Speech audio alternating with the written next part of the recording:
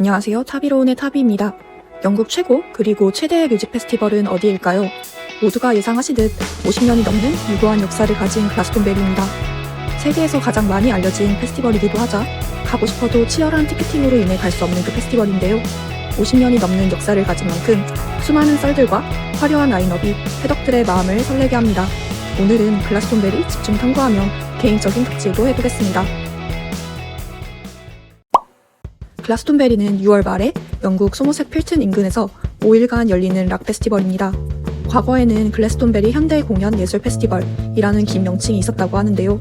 현재는 편의를 위해 공식 명칭을 글라스톤베리 페스티벌로 변경했다고 합니다. 예술 페스티벌이라는 명칭을 붙일 정도로 음악뿐만 아니라 서커스, 카바레, 전시회, 연극, 코미디, 춤 등 다양한 예술을 선보인다고 합니다.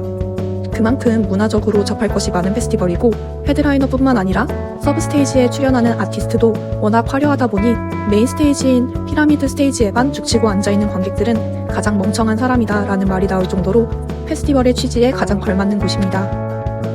1970년에 페스티벌이 열리는 지역의 농장주 마이클 미스가 처음으로 개최한 후 현재까지도 열리고 있다고 하는데요. 초기에는 히피 페스티벌 문화의 영향을 받아 첫 개최 때에는 1파운드만 받고 농장에서 짠 우유를 관객들에게 공짜로 제공했다고 해요. 이듬해인 두 번째 페스티벌 때에는 입장료를 안 받았다고 합니다. 하지만 글라스톤베리가 명성을 얻으며 조직화된 이후 티켓 가격은 꾸준히 올라 현재는 입장권이 360파운드라고 하네요. 이름이 알려진 다른 해외 페스티벌과 비교했을 때 적정한 가격이라고 생각됩니다. 그래서인지 글라스톤베리가 적자라 곧 없어질 수 있다는 루머가 돌기도 했다네요. 이렇듯 글라스톤베리에서 더 비싼 값에 티켓을 판매하지 않는 건 농장주 이비스 가문이 수익금의 대부분을 기부하기 때문인데요. 순수 글라스톤베리의 스태프들은 대부분 자원봉사자로 비영리 페스티벌을 지향한다고 합니다. 이러한 비전을 영원하듯 출연하는 아티스트들도 출연료를 받지 않거나 원래 출연료보다 적게 받는다고 하네요. 아직 큰 유명세를 얻지 못한 국내 인디 음악가들이 글라스톤베리의 러브콜을 받은 뒤 참가 비용 마련을 위해 따로 공연을 연다고도 합니다. 글라스톤베리는 팝, 락, 일렉트로닉, 힙합 등의 주류 음악뿐만 아니라 재즈, 레게, 하드코어, 테크노 등 상대적으로 비주류인 음악 장르를 다양하게 보여주는 것이 장점인데요. 가장 주목할 만한 점은 메인 스테이지인 피라미드 스테이지의 가장 마지막 공연은 그 해의 최고로 대중적인 뮤지션을 초대한다고 하네요. 16년도에는 어마무시한 무대를 선보였던 콜드플레이, 17년도에는 대중음악계의 강자 에드시런, 19년도에는 어바웃 타임 OST로 유명하자 24년 만에 글라스톤베리의 헤드라이너로 돌아온 더 큐어, 22년도에는 20살을 맞은 빌리 아일리시가 초청되며 피라미드 스테이지의 최연소로 오른 아티스트로 기억되기도 했습니다. 23년도에는 투어를 진행하던 엘튼 존의 마지막 투어 피날레 무대였습니다. 매해 마지막 헤드라이너로 관객들 사이에서 적합 여부로 의견이 분분하다고 하는데요. 저는 그냥 다 좋아요. 보내만 줘도 행복할 것 같습니다. 그 외에도 건지 앤 로지스, 아틱 몽키즈, 더 킬러스, 테임 임팔라, 오아시스, 뱀파이어 위켄드 등 그냥 우리 모두가 사랑하는 거물 아티스트들이 출연했다고 보면 될 것 같습니다. 한국의 아티스트로는 잔비나이와 최고은, 술탄 오브 더 디스코가 출연했다고 하네요. 또한 아티스트의 깜짝 콜라보와 스페셜 게스트의 등장으로도 유명한데요.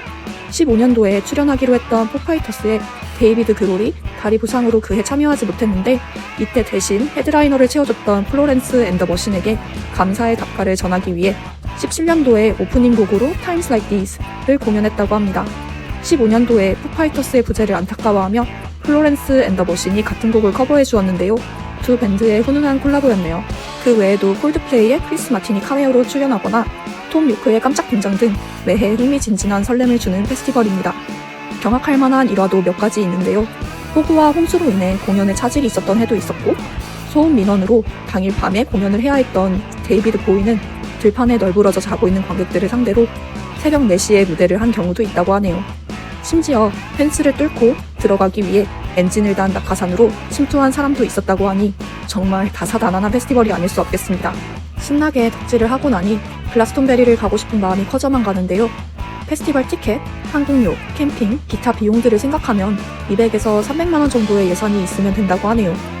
저는 아직 갈 수 없어서 너무 슬프지만 페스티벌과 음악을 사랑하시는 구독자분들께서 재밌으셨다면 저는 그것으로 만족합니다. 우리 모두 원하는 페스티벌을 언젠가 갈 수 있기를 바라며 오늘의 영상 마무리하겠습니다. 여러분의 구독과 좋아요는 사랑입니다. 안녕!